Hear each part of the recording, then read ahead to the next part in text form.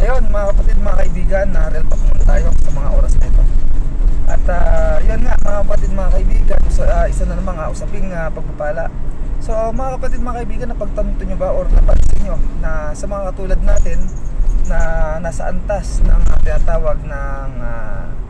sabihin na natin mahirap ang buhay mga kapatid. So yun sapagkat kung sa aking sarili,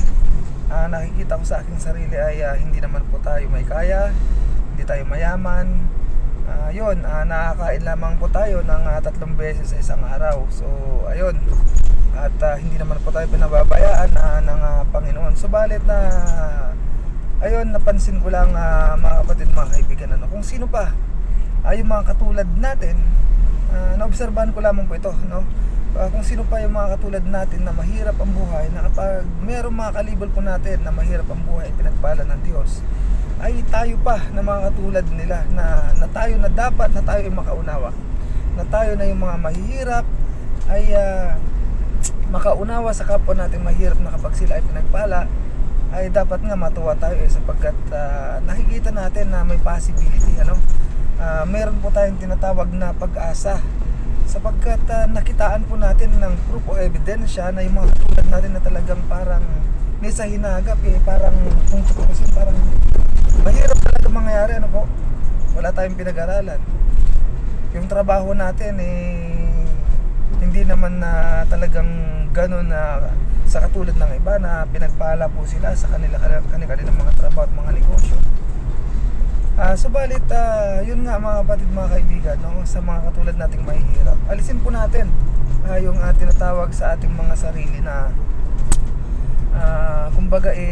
kung pinagpapala yung ating kapatid, inaakaramdam po tayo ng hindi maganda sa ating puso o nagkakaroon ng kabigatan, na dati naman nung parehas po tayo na kumbaga parehas tayong mahirap ang buhay, napakaganda ng kwentuhan, nandyan yung maayos ang lahat, maayos ang banding Subalit nung gumanda na ang buhay ng isa sa kanila, ay parang nagkaroon ng hindi maipaliwanag na pagitan So yun, imbis na makituwa, makigalak po tayo,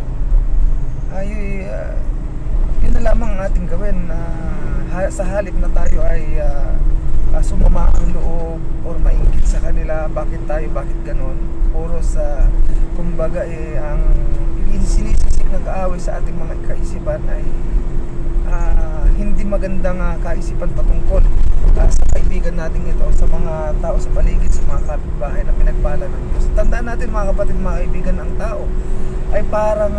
puno din yan, na ang punong kahoy ay kapag namunga, hindi po ito sabay-sabay, at hindi rin po ito parehas ng sindami ng bunga. Merong masitik na itik ang bunga, merong katamtaman, meron din naman matumal lang din. So napakagandang bagay dito mga kapatid, kaibigan, na yung pagtanggap kung ano po yung sitwasyon ng ating buhay, kung anong pagpapala pinagkakaroon ng Panginoon sa atin. Ang sa atin lang ay patuloy lamang po tayong manalangin na ipagkaloob man din sa atin ng Panginoon yung pagpapala na ayon o nararapat sa atin, na dinidesire din po natin. So yun, sa mga bagay-bagay na ito, tulad nga ng ating mga naririnig sa salita ng Diyos naman ay hindi maramot, sapagkat ang Diyos ay nagpapaulan sa mabubuti at masasama. So napakabuti ng Diyos mga kapatid, mga kaibigan. Yun lamang, at kung ikaw ay nakaramdam ng hindi maganda o kabigatan sa puso ng yung kapitbahay, mga kapatid, kaibigan, mga pinsan, sino man dyan, lapitan mo at kaibiganin, ilapit mo yung puso sa kanya. Makikita mo balang araw gagaan na ang iyong nararamdaman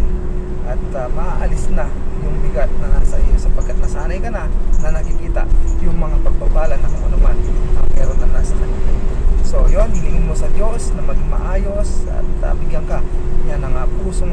mapagmamahal, mapagunawa, at higit sa lahat ay yung puso na kayang umintindi, umunawa sa lahat ng mga bagay-bagay. Lamang at ingat sa lahat.